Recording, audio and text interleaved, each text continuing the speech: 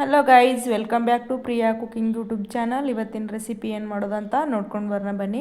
ಇಲ್ಲಿ ನಾನು ಇವತ್ತು ಕಡಲೆಬೇಳೆ ತೊಗೊಂಡು ಮಾವಿನಕಾಯಿ ಚಟ್ನಿ ಕುಟ್ಕೋತಾ ಇದ್ದೀನಿ. ನಿಮ್ಗೆ ಎಷ್ಟು ಬೇಕಷ್ಟು ಕಡಲೆಬೇಳೆ ತೊಗೊರಿ, ನೆನೆ ಹಾಕಿಡಬೇಕು. ಒಂದು 2 ಅಥವಾ 3 ಗಂಟೆ ನೆನೆಯಬೇಕು. ಚೆನ್ನಾಗಿ ನೆನೆದ್ರೆ ಚಟ್ನಿ ಚೆನ್ನಾಗಿ ಬರುತ್ತೆ. ಇವಾಗ ನಾನು ನೀರು ಹಾಕಿ ಕ್ಲೀನಾಗಿ ಒಂದು 2 ಸತಿ ತೊಳ್ಕೊತಾ ಇದ್ದೀನಿ. ಯಾವಾಗಲೂ ಕ್ಲೀನಾಗಿ ತೊಳ್ಕೊಂಡು ನೆನೆ ಹಾಕಬೇಕು. ನೆನೆ ಹಾಕಿದ ನಂತರ ಕ್ಲೀನಾಗಿ ತೊಳ್ಕೊಬಾರ್ದು. ಮೊದಲೇ ನೆನೆ ಹಾಕೋಕ್ಕಿಂತ ಮುಂಚೆನೇ ತೊಳ್ಕೊಂಡು ನೆನೆ ಹಾಕಿಡಬೇಕು.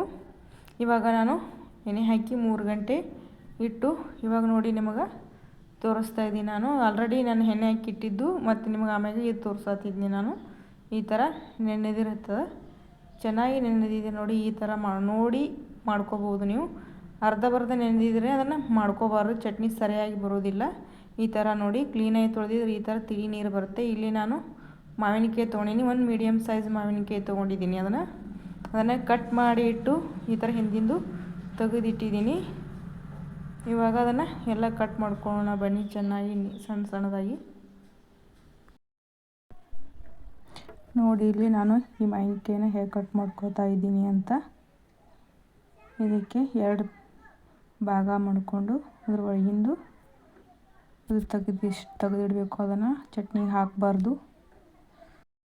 ಚೆನ್ನಾಗಿ ಬರೋದಿಲ್ಲ. ಇವಾಗ ನೋಡಿ ಚಿಕ್ಕದಾಗಿ ಪೀಸ್ ಇಟ್ಟು ಸಣ್ಣ ಪೀಸನ್ನು ಕಟ್ ಮಾಡ್ಕೋಬೋದು. ದೊಡ್ಡದು ಮಾಡ್ಕೋಬೋದು. ನೀವು ಮಿಕ್ಸಿಯಲ್ಲಿ ಹಾಕೋತಿದ್ರೆ ನೀವು ದೊಡ್ಡದು ಮಾಡ್ಕೋಬೋದು. ನಾನು ಮಿಕ್ಸಿಯಲ್ಲಿ ಹಾಕೋತಾ ಇದ್ದೀನಿ, ಹಾಗೆ ದೊಡ್ಡದು. ನೀವು ಕಲ್ಲಲ್ಲಿ ಕುಟ್ಕೋತಿದ್ರೆ ಒಂದು ಸ್ವಲ್ಪ ಚಿಕ್ಕದಾಗಿ ಮಾಡ್ಕೋಬೇಕು, ಯಾಕಂದರೆ ಅದು ಕುಟ್ಟಲಿಕ್ಕೆ ಈಜಿ ಆಗುತ್ತೆ.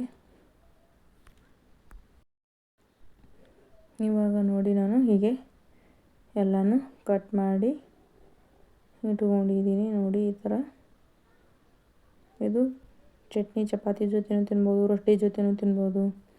ಅನ್ನ ತಿನ್ನಲಿಕ್ಕೆ ತುಂಬ ಟೇಸ್ಟಿ ಆಗುತ್ತೆ ಇದು. ಈ ಥರ ತಿಂದರೆ ಸೂಪರಾಗಿ. ಇವಾಗ ಮಾವಿನಕಾಯಿ ಸೀಸನ್ ಅಲ್ವಾ, ಅದಕ್ಕೆ ಮಾವಿನಕಾಯಿ ಚಟ್ನಿ ಕುಟ್ಕೊಂಡು ತಿನ್ಬೋದು ನೀವು. ನಿಮಗೆ ಮಾವಿನಕಾಯಿದು ಮತ್ತು ಯಾವುದಾದ್ರೂ ರೆಸಿಪಿ ಬೇಕಿದ್ದರೆ ಕಮೆಂಟ್ ಮಾಡಿ. ಇವಾಗ ನಾನು ಇಲ್ಲಿ ಮಿಕ್ಸಿ ಜಾರ್ ತೊಗೊಂಡಿದ್ದೀನಿ. ಇವಾಗ ನಾನು ಕಡಲೆಬೇಳೆ ಹಾಕ್ಕೊಂಡಿದ್ದೀನಿ. ನೋಡಿ ಈ ಥರ ನಾನು ಎಲ್ಲನೂ ಕಡಲೆಬೇಳೆ ಇದಕ್ಕೆ ಹಾಕ್ಕೊಂಡಿದ್ದೀನಿ. ನಿಮಗೆ ಖಾರ ಎಷ್ಟು ಬೇಕೋ ಅಷ್ಟು ಮೆಣಸಿನ್ಕಾಯಿ ತೊಗೊಳ್ಳಿ. ನೋಡಿ ನಾನು ಒಂದು 6-7 ಮೆಣಸಿನ್ಕಾಯಿ ತೊಗೊಂಡಿದ್ದೀನಿ. ಇವು ಖಾರ ಎಲ್ಲ ಜಾಸ್ತಿ ತೊಗೊಂಡಿದ್ದೀನಿ. ಈಗ ನಾನು ಮಾವಿನಕಾಯಿನ ಕಟ್ ಮಾಡಿಟ್ಟಂಥ ಮಾವಿನಕಾಯಿ ಹಾಕ್ಕೋತಾ ಇದ್ದೀನಿ. ಇವಾಗ ರುಚಿಗೆ ತಕ್ಕಷ್ಟು ಉಪ್ಪು ಹಾಕ್ಕೊಂಡಿದ್ದೀನಿ. ನೀವು ಎಷ್ಟು ಬೇಕೋ ಅಷ್ಟು ನೋಡ್ಕೊಂಡು ಹಾಕ್ಕೊಳ್ಳಿ. ಇದಕ್ಕೆ ಹಾಗೆ 1 ಟೇಬಲ್ ಸ್ಪೂನ್ ಜೀರಿಗೆ ಹಾಕ್ಕೊಂಡಿದ್ದೀನಿ. ಹಾಗೆ ಒಂದು ಸ್ವಲ್ಪ ಕೊತ್ತಂಬರಿ ಸೊಪ್ಪು ಹಾಕ್ಕೊಂಡಿದ್ದೀನಿ ನಾನು. ಇದನ್ನು ಇವಾಗ ಗ್ರೈಂಡ್ ಮಾಡಿ ತೊಗೊಳ್ಳೋಣ ಬನ್ನಿ, ಹೇಗಾಗಿದೆ ಅಂತ ನೋಡ್ಕೊಳ್ಳೋಣ. ಮುಂದೆ ಗ್ರೈಂಡ್ ಮಾಡಿಕೊಂಡು ಈ ಥರ ಗ್ರೈಂಡ್ ಮಾಡ್ಕೋಬೇಕು. ಹಾಗೆ ನಾನು ಈರುಳ್ಳಿ ಕಟ್ ಮಾಡಿ ಇಟ್ಕೊಂಡಿದ್ದೀನಿ ಆಲ್ರೆಡಿ. ಚಿಕ್ಕದಾಗಿ ಈರುಳ್ಳಿ ಕಟ್ ಮಾಡಿಕೊಂಡು ಈ ಥರ ಮಿಕ್ಸ್ ಮಾಡ್ಕೋಬೇಕು. ಇವಾಗ ಈ ಥರ ಮಿಕ್ಸ್ ಮಾಡಿಕೊಂಡು, ಇಲ್ಲಾಂದ್ರೆ ನೀವು ದೊಡ್ಡದಾಗಿ ಕಟ್ ಮಾಡಿಕೊಂಡು ಒಂದು ಗ್ರೈಂಡ್ ತಿರುಗಿದ್ರೂ ನಡಿತೈತಿ. ಒಂದು ಸ್ವಲ್ಪನೇ ತಿರ್ಕೋಬೇಕು, ಯಾಕಂದ್ರೆ ಪೇಸ್ಟ್ ರೀತಿ ಆದ್ರೆ ಚೆನ್ನಾಗಿ ಬರೋದಿಲ್ಲ. ಈ ರೀತಿ ಆದ್ರೂ ಟೇಸ್ಟಿಯಾಗಿ ಬರುತ್ತೆ.